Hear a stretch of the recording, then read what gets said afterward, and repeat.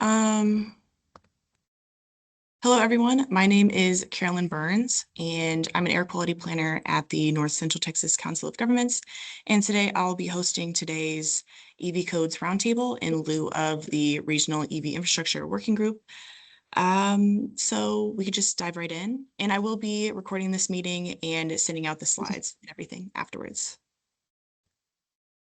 So just some housekeeping items. Please keep your microphone muted up until the Q&A portion. Up until then, we'd like to be respectful of the speakers and not have any interruptions. But once we get to the Q&A discussion, we would love to hear your questions, comments, anything like that. And if you do have a question, please put it in the chat, or you can use the raise your hand feature.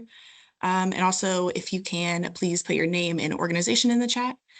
And if you'd like to include your city and state as well, that would be good to include, because we might have some guests from outside of the region. And then, as I said before, the presentation will be recorded up until we reach the Q&A and open discussion portion. If I forget to turn off the recording, then I apologize, we'll cut it. And then the webinar slides and the audio recording will be posted on both the Conserve North Texas website and the DFW Clean Cities events webpage. So the agenda for today, I'll go over a brief introduction for NCTCOG and DFW Clean Cities. And then I'll also give a brief background for the IECC EV Ready codes. And then I'll pass it over to our city speakers and our subject matter experts for their presentations. And then we'll follow up with the Q&A discussion. And then if we do have time, I'll finish it out with some updates from NCTCOG. This is just a little bit about who we are. So the North Central Texas Council of Governments serves as the regional planning agency for the 16-county region within DFW. And then our transportation department and our regional transportation council serves as the NPO, or Metropolitan Planning Organization, for the 12 counties that are outlined on that map. And then we are also staff of the Dallas-Fort Worth Clean Cities, which is a local partner of the Department of Energy's Clean Cities program. The whole initiative is to encourage clean fuels and clean energy to improve our air quality. This is just a brief acknowledgement for SECO. So this material is based on work supported by the State Energy Conservation Office through this contract. However, the views expressed may not necessarily represent the views of SECO or the state of Texas. These are just some EV parking infrastructure specifications. So y'all are probably familiar with this, so I'll just breeze through it. But an EV capable space means that you have both the electrical panel capacity and the conduit. The EV ready space is EV capable plus an installed full circuit. And then an EVSE space is a fully installed charging station. And then we do like to include that if you install EV ready infrastructure post-construction, it can be 4 to 6 times more expensive in the retrofit as opposed to installing the EV ready infrastructure as you're installing the rest of the facility. And then these are the EV Ready building codes and standards that were outlined in the International Energy Conservation Codes, or the IECC, about a year ago in May of 2024. So there were 2 appendices, the commercial appendix and the residential appendix, that outlined minimum parking space requirements for EV capable, EV ready, and EVSE spaces, as well as requirements for the system capacity and circuit capacity. There are some benefits to this, of course. If you adopt these codes, you're helping your community be EV ready. You can also earn points towards your Charging Smart designation, which I'll speak to later on if there's time. And then there are also cost savings to the facility owner and the utility for including in the new construction versus including this infrastructure in the retrofit. And also from a staff perspective, these codes are really beneficial for the developer community as it provides for regional consistency And so they don't have to dig through local ordinances, local laws, that sort of thing. I won't go through all these specifications, but basically for the commercial appendix, uh, this chart outlines all the required percentages of EV infrastructure based on the building classification. This next slide is a lot of words, but this is just for your reference when you're going through the slides later on. And then for residential, if you have a 1 or 2 family dwelling or a townhouse, then you'll need to provide at least one EV-ready space per dwelling unit. And then if you have a multi-family building or an R2 occupancy, then you would need to provide EV-ready spaces for 40% of the dwelling units or parking spaces, whichever is less. So these are some cities in Texas who have already adopted some EV-ready codes. I won't go through all these because the cities themselves will present their code implementation later on, but I'll cover Louisville.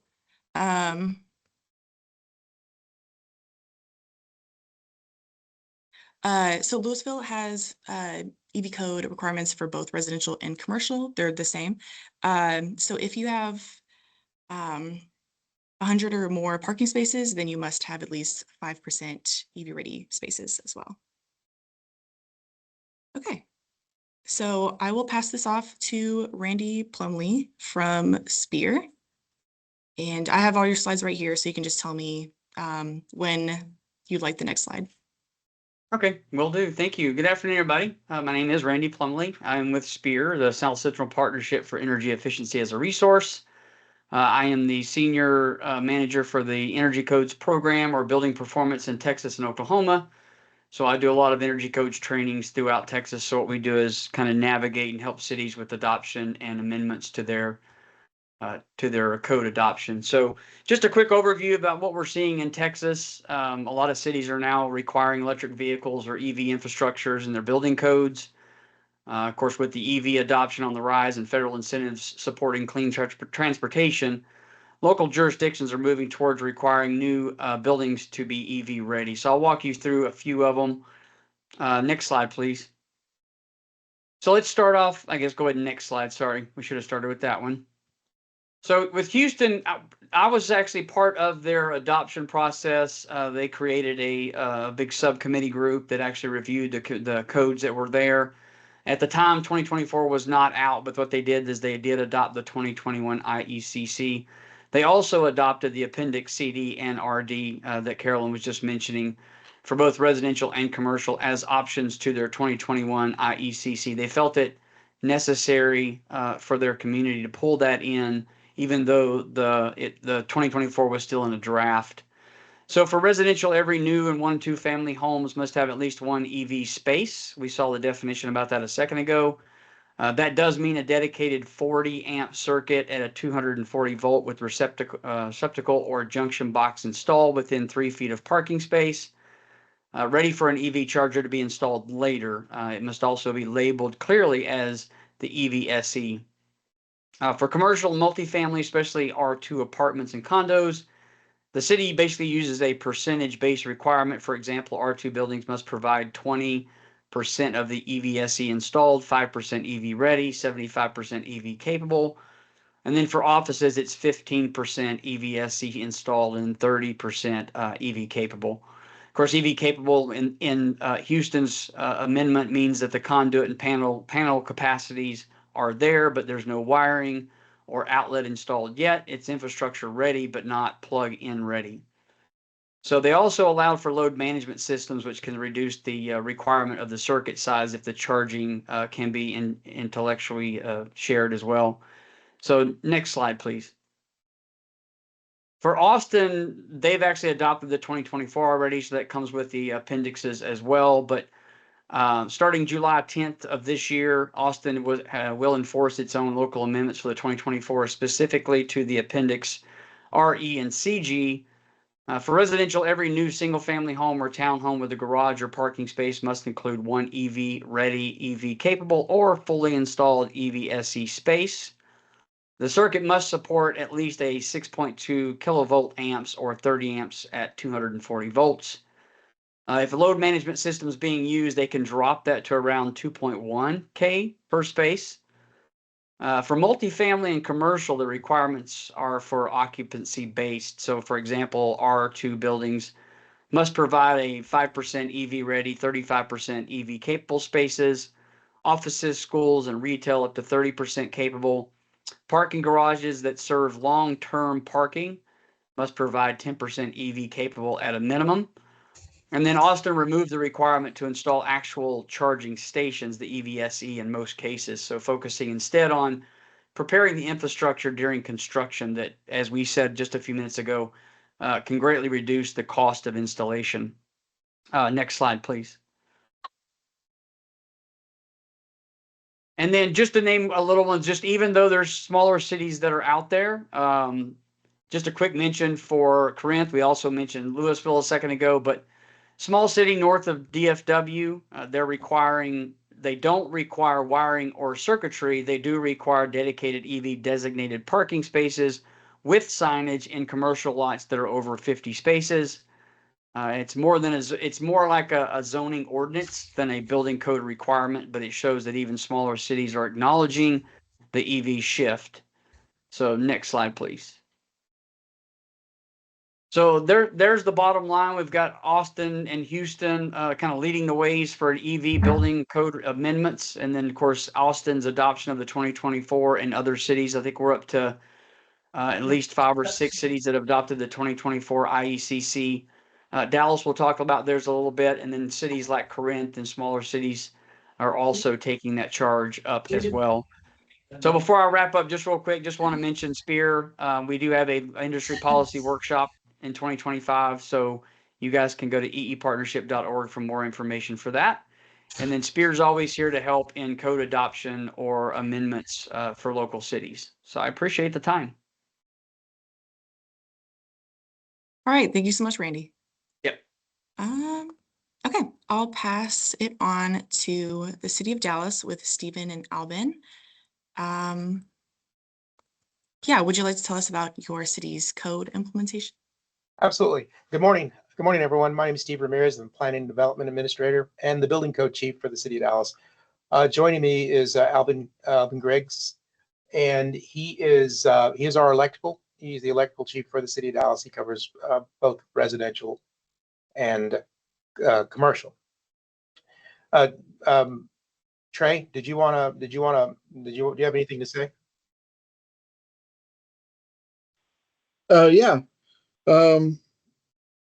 I was there, I believe it was around 3 years ago when we took on some of these newer EV ordinances.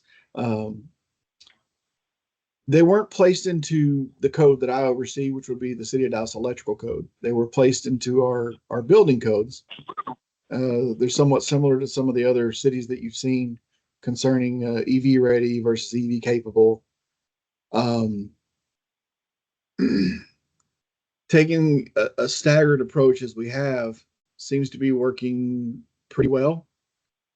These are looked at initially by our building review staff because it is part of the building code, not the electrical code.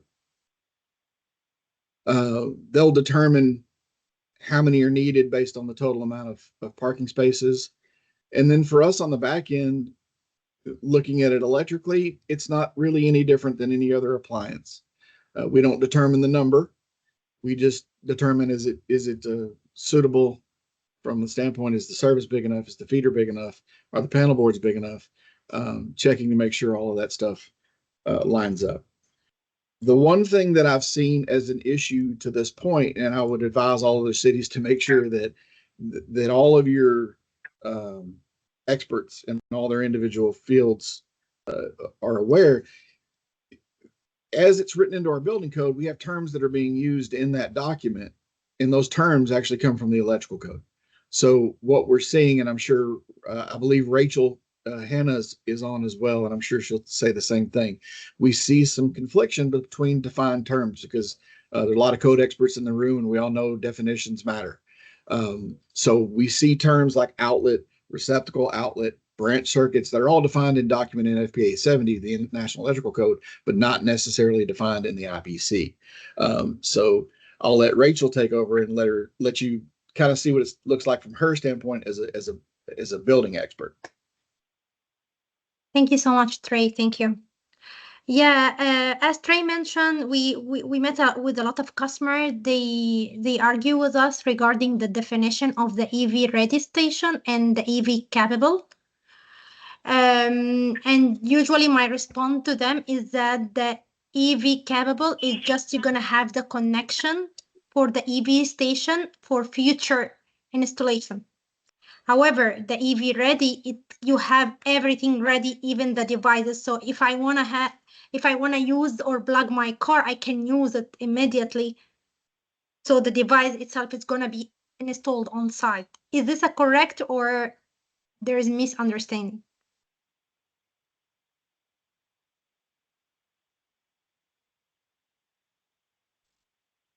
Hey, Rachel, was that a question to the group, or was that a question? Yeah, it's a question to the group. This is what we usually like. This is what we usually found with the customer, that they argue with us regarding like the definition of the EV capable and EV ready. So I want you guys to confirm the definition with us, because as I mentioned, what I understand is EV capable is you have all the infrastructure, the connection and everything, but the actual device is not there. But the EV ready is you have everything ready so you can use it immediately. Can you guys confirm that, please? Oh, but yes, and thank you, Carolyn.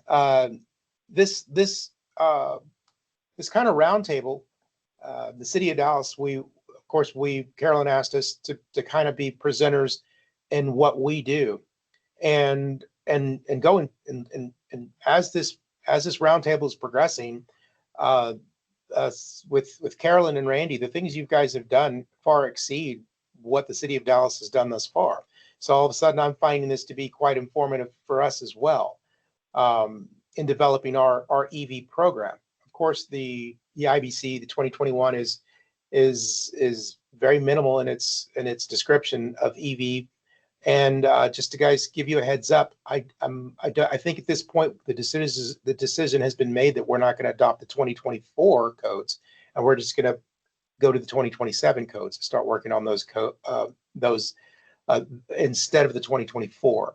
As far as the NEC is concerned, I'm not sure. So there is some differences in on how we're going to implement some of the policies, because if we're not going to do the 2024 codes, there's a lot of the stuff that Randy and Carolyn that you've outlined that are leading into the 2024. So we would definitely continue to monitor those changes, and we use what we call it our Chapter 53. It's our ordinances pertaining to things that are ambiguous in the codes. But we do have, like you guys, we have some very experienced individuals on our staff that work with it daily. But like Trey has pointed out, that even in between the different code books, the definitions, the terminology can be a sticking point. And this is one of those things that Rachel has mentioned, because what we're finding is that when we try to implement any type of EV requirement, then they're going back to the code book saying, hey, but it doesn't say this, it doesn't say this. And unless we adopt it in our ordinance and then codify it, then we can't enforce it. So we're still in the infancy of our EV policies. So Randy, I'm gonna, after this meeting, maybe get with you and look at some of the stuff that you provide and your organization provides to assist us to move even further. But very interesting, because again, I thought we were going to be presenters and giving you guys some experience from our perspective. But it seems as though that you guys have some information that's needed for us, that can serve us well going forward. All right, thank you for sharing. I'd love to revisit this, definitely in our Q&A. But I will let the city of Little Elm. Hey there. Can y'all hear me okay? I just think I. Yes. Oh, perfect. Hey everybody. I'm Wesley Brandon. I'm the Director of Development Services with the town of Little Elm, and I'm kind of like Stephen mentioned. We adopted an ordinance in our zoning ordinance that requires it says it requires infrastructure for one EV charging space for every 25 spaces for non-residential and multifamily properties. And it's an ordinance we're excited about. We really feel like EV charging's definitely getting more and more popular, and we need to provide at least the capacity to have those spaces, even if they're not installed with the initial development. And so our ordinance is really more geared towards the EV capable space. So we require the capacity in the electrical panel, and then conduit ran out to a reasonable area of the parking lot to support that installation later. It's kind of some sources of feedback we get from developers. A lot of times they will argue with us about uh, just issues with ambiguity and not knowing exactly what kind of system they want to install, or even if they want to install it in the location that they originally run the conduit to. And so we've been able to work through that pretty well, and it hasn't been a huge sore spot for developers.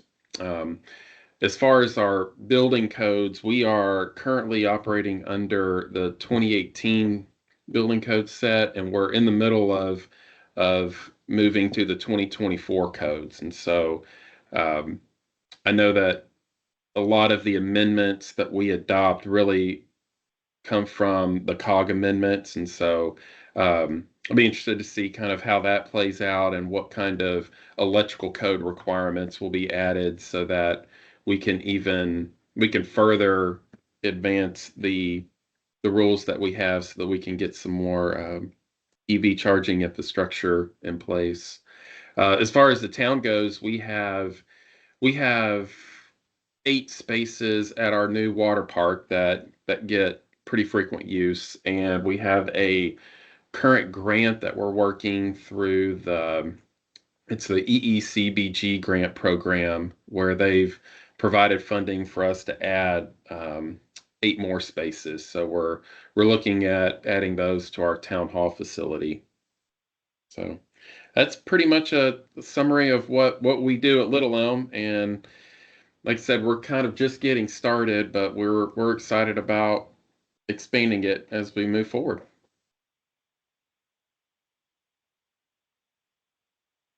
All right, thank you so much for sharing. It sounds like there's a problem with not having enough like standardized language and definitions between both Little Elm and Dallas. Is that just because there are different definitions within the IECC and different definitions that y'all use within your city codes? Well, Would I'll be honest or- with us. I love this slide that talks about the EV capable and how it defines that. I think that's a great way to define it. I wish I would have seen that before we updated the ordinance. I would have included that. But our ordinance is very simple. It just says infrastructure, and so we have had some pushback on that, on what exactly infrastructure means. And so we might need to clarify that. And I'll piggyback off of that, off of what Wesley's saying. Now, currently, it is zoning. It falls into zoning as well, but there's no specifics in zoning that would determine the number of spaces. And again, we go back to definitions. And with each city within the state of Texas, like Wesley, Little Elm, they're on the 2018. We're on 2021. We probably won't be adopted in 24. We're going to jump to the 27. So I think that will also add to the confusion, because there are different interpretations and different things that are in those specific codes that aren't in a standardized. I mean, if everybody was on the 2021 or 2024, and this is what we did, is adopted as a state. So this is some of the issues that we're having as well, and as well as having conversations with our general contractors. Like we have QT coming, and they're building a few of these. Well, we don't have standardized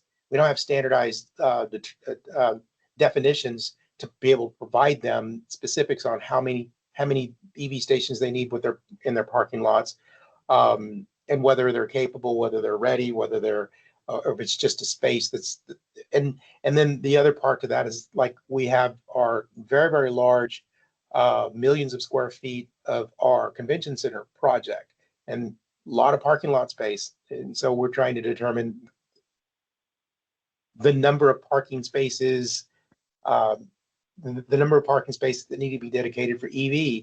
And we've even gone into the weeds with some general contractors and some participants in why are we requiring EV charging stations? Like, well, it's like, if it's a fuel source for an electric vehicle, why don't we have ordinances or zoning that pertains to having gas stations for so many parking lots then? So we get it across the board. Again, this is we do quite a bit of permitting with all these new structures and obviously residential as well. So it's not that the city of Dallas doesn't desire to establish something. It's just that it's so ambiguous right now that we're having to determine what the simple definitions are, so we can establish that before we even consider policy. So we get a lot of input about EV stations, and a lot for and a whole lot against. So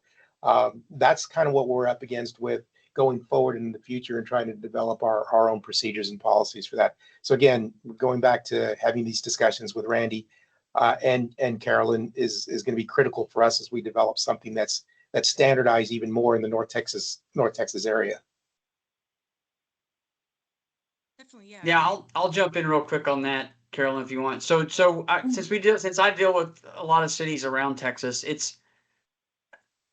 Texas is home rule, so everyone kind of adopts their own code, adopts their own amendments. But this specifically has been a point of contention throughout cities, because if they're on the 18 or they're still on the 15, they don't have those definitions. I mean, yes, they're out there in the code book, but it starts to confuse everyone. You get pushback, like we heard earlier, pushback from, what's the definition? What does it mean? And this is my thought process. But there's standardized definition in the appendix. Of course, this was supposed to go into the 2024 when it was amended and revised through ICC, but it got pushed into an appendix. So there's language there on how to do that. So that's kind of what, Spears kind of helped to navigate through that. The 27, I'm sure, Stephen, you're familiar with that, is being written now. There's still a lot of push for these to make it in as a requirement into the energy code. This is where it starts blurring the line of, and as the gentleman said a while ago, it's, this kind of starts crossing the line with the electrical code. So that's kind of, it starts, sizing of amps and breakers and voltage. And this is where it gets confusing really quick. So that's kind of why we're here, and we also are paid through SECO for contracts to help out with cities. So I understand the aggravation with all this, and it's going to be a never ending story until all this stuff is behind us.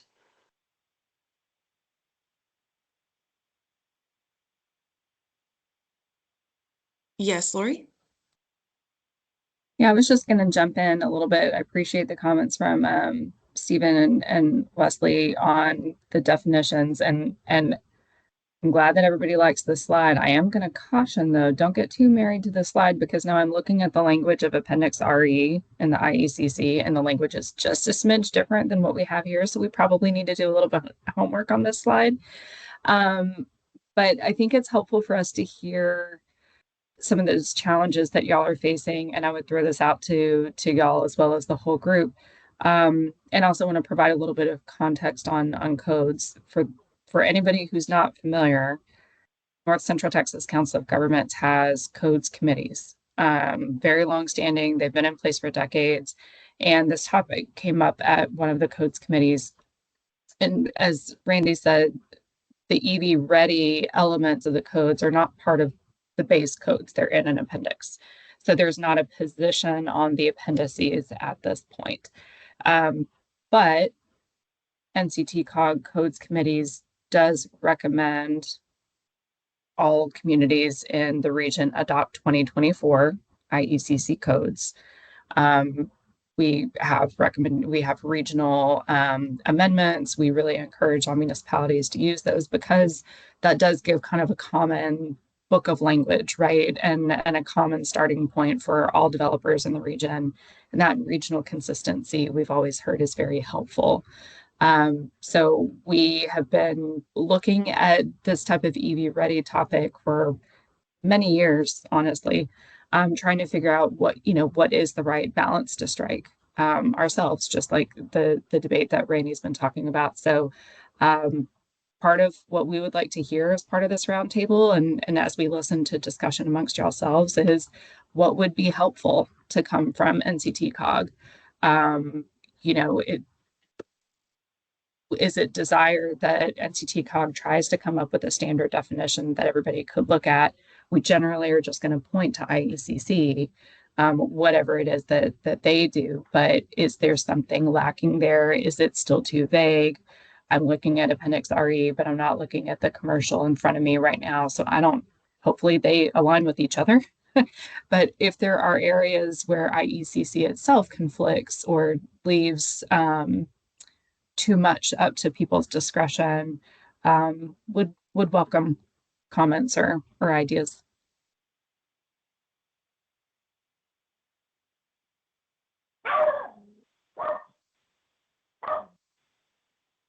What was that? I didn't get that last part. What was the dog saying?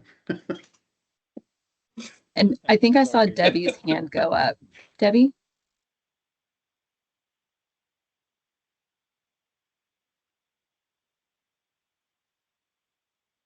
Yes, it's me. It's Rachel Hannah.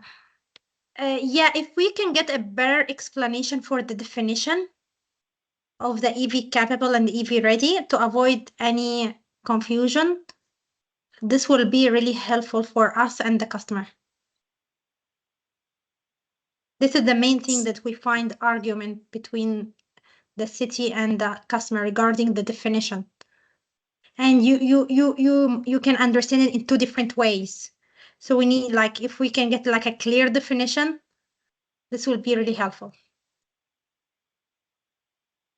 Absolutely. Yeah, we can double check our sources and follow up with that.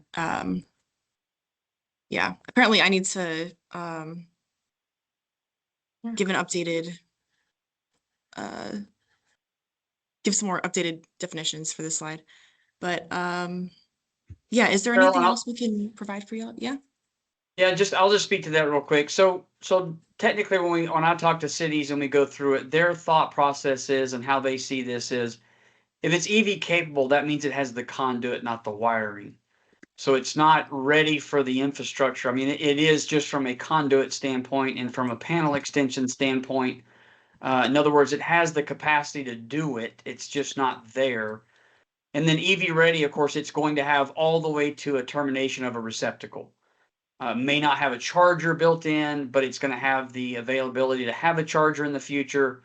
And then, of course, the EV SC, the easiest way to say that is it's your car pulls in, you plug it into the charger, and it's ready to go.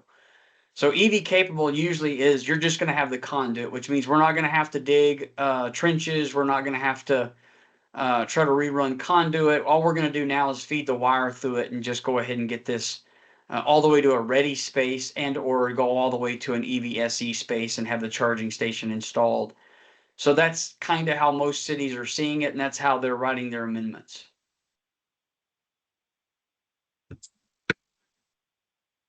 Awesome. Thank you for specifying that.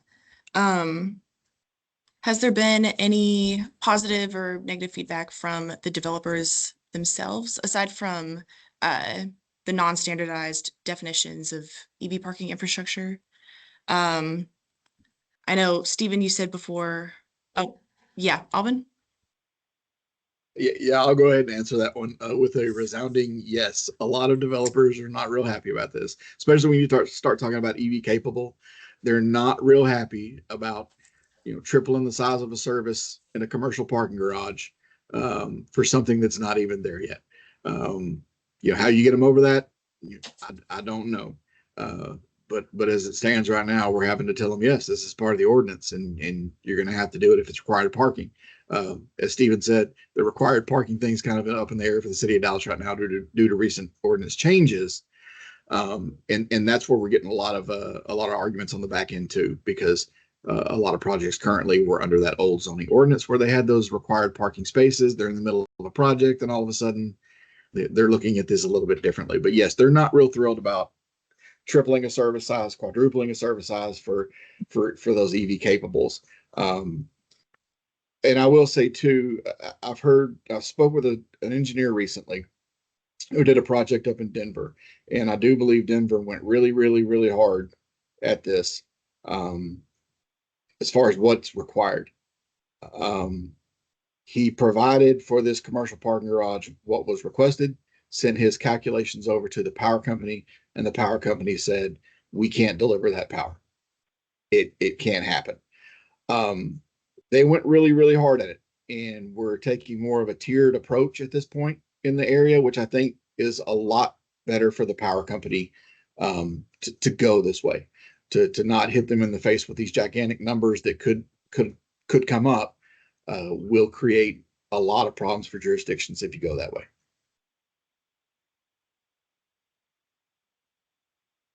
Yeah, Lori. So I have a question about the additional power capacity. How is that, and Randy, you may be able to speak to this too, but how is that determined? Because just because you are providing power for a charger, that doesn't mean that each individual parking space needs to be able to draw on that amount of power at every moment in time, right? This is when we start talking about, okay, maybe in the future, 20% of the parking spaces end up with an EV charger, but it's going to come with a charge load management system that's going to take your 500 kilowatts of power that's coming in through that panel, and it's going to distribute it among all of those chargers, so it's not necessarily additive. So how does that get handled from the city's perspective in terms of saying, yes, this complies, no, this doesn't comply? Because yeah, now that I'm thinking about it, there's a whole lot of complication with providing the additional power.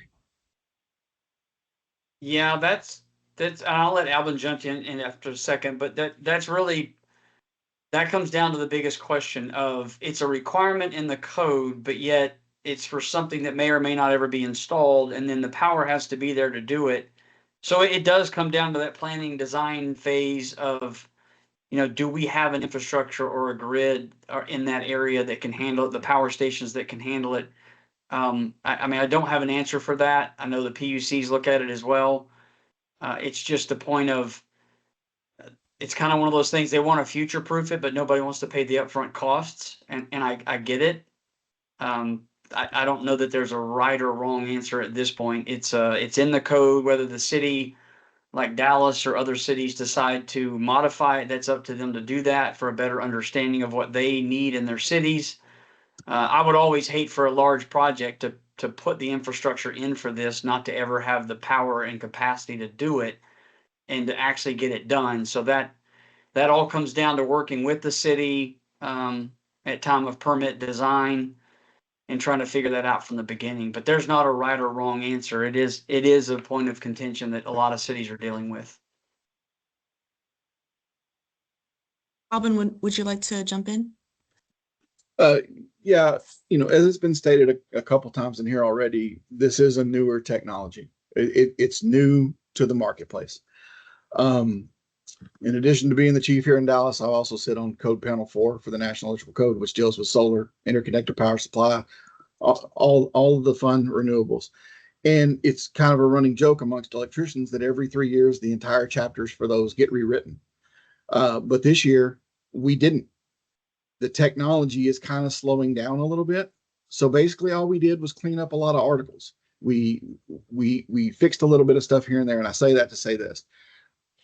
All of those calculations for how much power you need come out of one article of the NEC. That's Article 220. That's where you get your service, branch, and feeder calculations. Some technologies that have been in there for a long time have charts that allow massive durations based on those appliances, those being dryers and those being fixed in place cooking appliances. Long term, you're probably going to see a chart along those lines for these, but it's a newer technology. The engineering hasn't been done, the studies haven't been done on a large scale for a parking place like that to really probably get it introduced yet. Long term, I think you're there, but right now we're just not there, I don't think.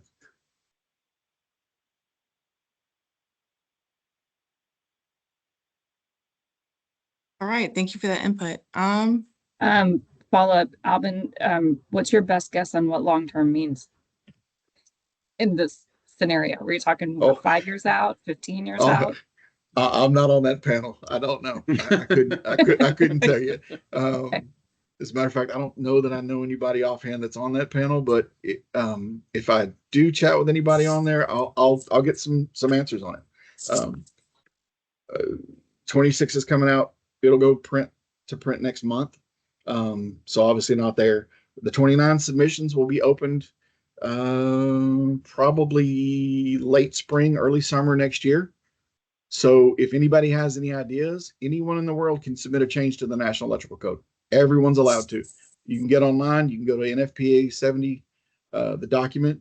When they open up submissions, you can put something in there. You better come with a substantiation though. You can't just say, I think this is the way it should be. You got to put some science and some severe reasoning behind it for a code making panel to consider it.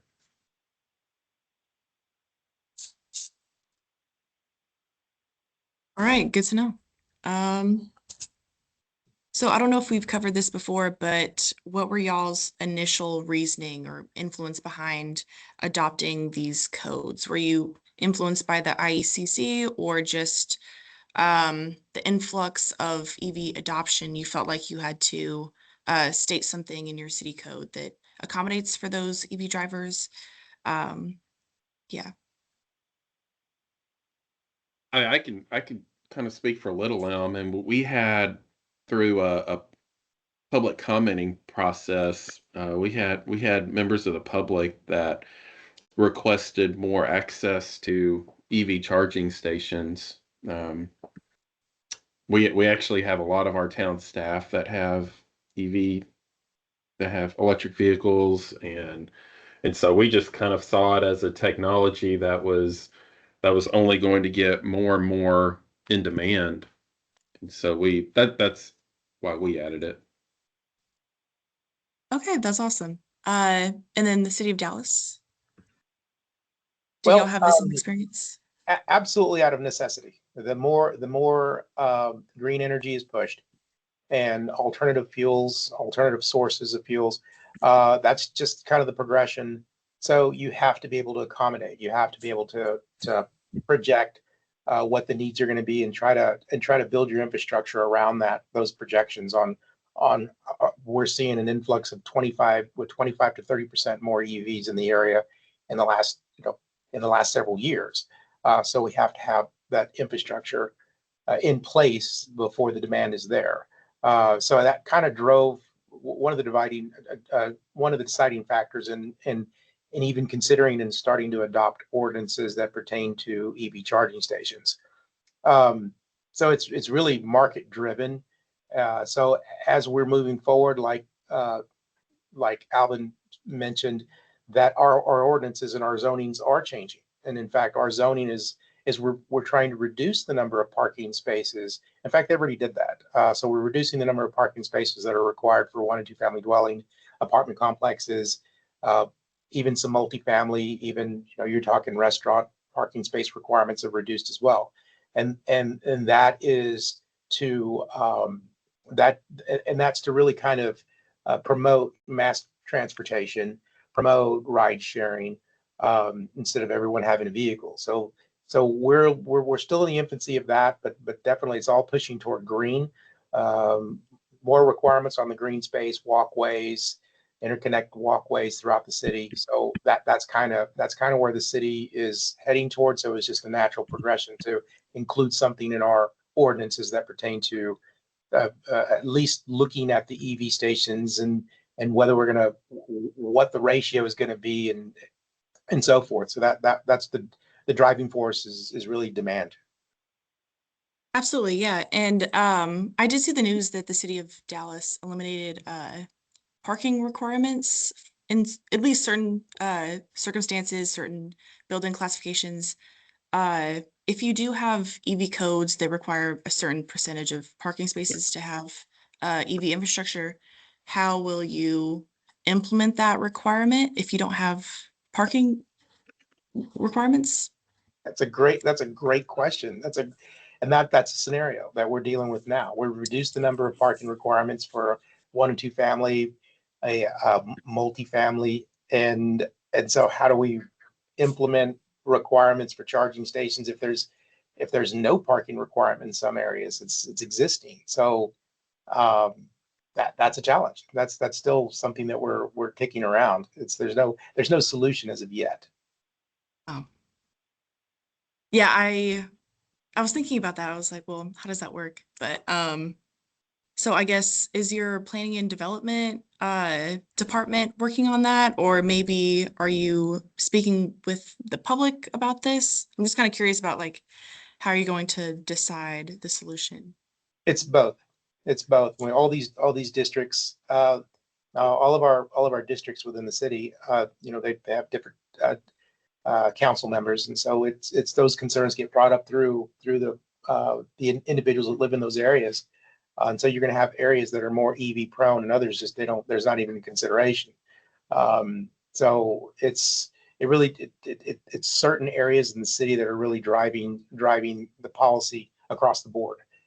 So we want to make sure it's completely even in all districts. But that's kind of what the driving force is for those EV stations. Okay, thanks for answering my questions. So I'm going to open this up to the audience. I know we've been talking a lot and we have about 10 minutes left. So do we have any questions from the audience?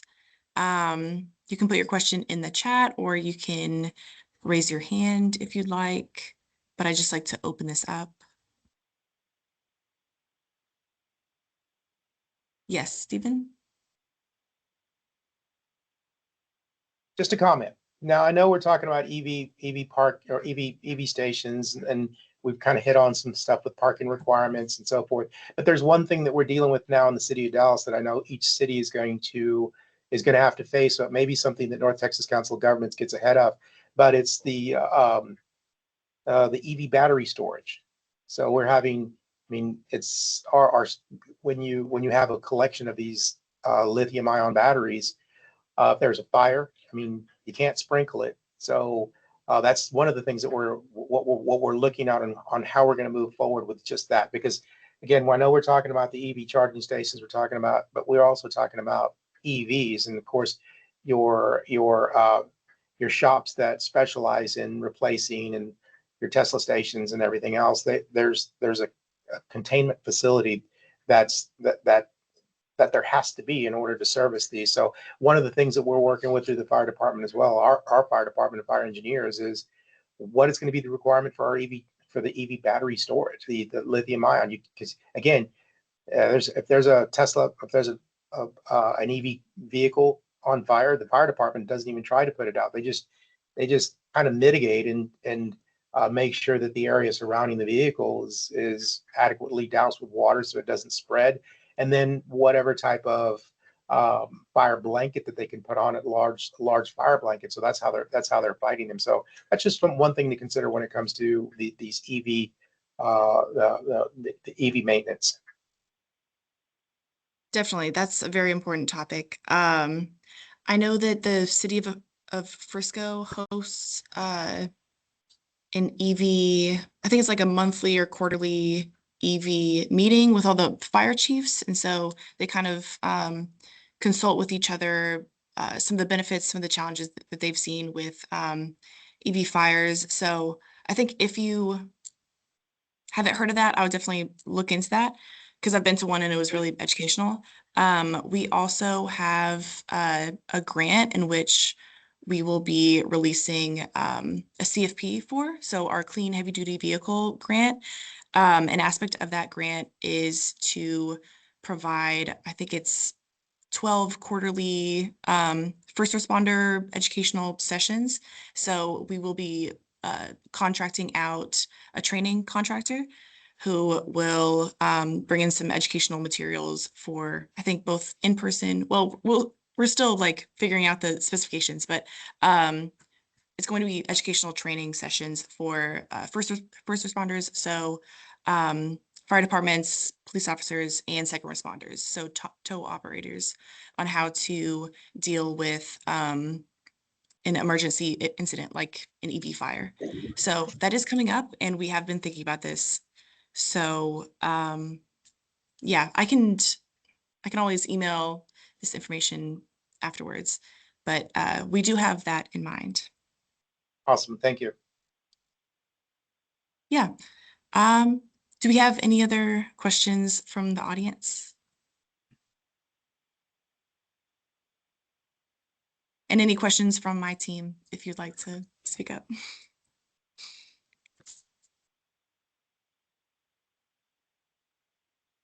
Okay. So I think one of my final questions, I know we have 7 minutes left. I think one of my final questions would be, what lessons have you learned and what advice would you give another city, if you have any other advice to give? I'll start. Don't go at it alone. I mean, there are a lot of good resources, North Texas Council of Government being one of them, but the group that Randy, I think it's Spears, I was looking at your slides and I'm like, this is exactly where we should have started when we started doing all this.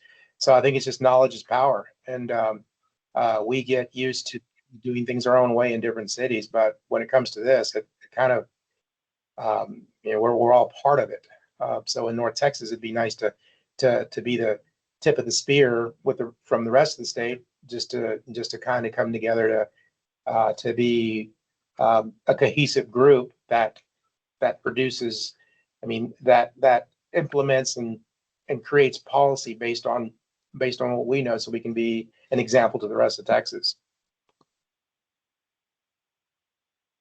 Wesley, Randy, would you like to contribute any advice to cities who might want to implement these codes? Yeah, I think the definitions are really important, and just being prepared to have some flexibility with how the developers want to install that infrastructure. And that's where we've seen the most pushback, is just the question on, okay, well, what exactly needs to go in to support this station that has an unknown scope of work later. But that's certainly not an unsolvable problem either.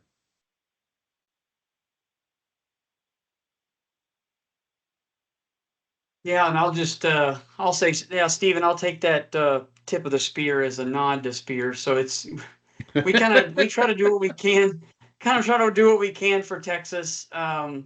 We do have a lot of stakeholders that are members of ours. So we have a great resources on our website. We have no problem reaching out to other cities that we've dealt with to start having a collaboration between cities to try to get some commonality on how this stuff is implemented. It's still Texas being home rule. There'll be cities that, as Stephen said, they're going to skip the 24, go to the 27, but there are other cities that have already adopted the 27. And I do know, just by listening to the proposals through the 27 committee, that there's still going to be some clarity and some changes to definitions and some just addressing of people that have different opinions, the way those things are going to go. So it may or may not change in the 27. It's not finalized yet, but that's where confusion starts to kick in. So having Texas and at least the major cities in Texas being on the same page would drastically help Texas in moving this forward for sure. All right, awesome. Thank you. If we don't have any more questions, I'll just close out with some updates from NCTCOG. So Charging Smart is a technical assistance and national designation program that we have been involved in. We've been hosting cohorts for cities. And the city of Arlington has recently achieved bronze designation. So congrats to them. And also we have other cities progressing towards designation as well. The connection to EV building codes is that if your city does incorporate EV codes into their zoning code, then you can earn points towards the designation. And then lastly, for our charging and fueling infrastructure community grant, we have already released a call for projects. I believe it was last Friday when we released this. So if you are a city or a public agency and you would like a charging station installed on your public sector property, that's practically free, then please go to nctcog.org/EV charging grant. Yes, Jared just linked the website in the chat. And also we do have professional technical services available from our dream team. So their email is also on the screen, and you can find more information, more help available from the link in the chat. So please take advantage of this. It's a great opportunity, and we want everyone to get as many chargers as they'd like, as many as we can provide. Anyways, thank you everyone for coming. I think this was a really great conversation. I will send out a follow-up email after this, and I'll be linking where we're going to be posting the recording and the slides. And if you have any more questions, comments, anything, you can contact any of us through our emails on the screen. So thank you everyone for coming. Thank you, Thanks, Carolyn. Thank you. All right, bye everyone.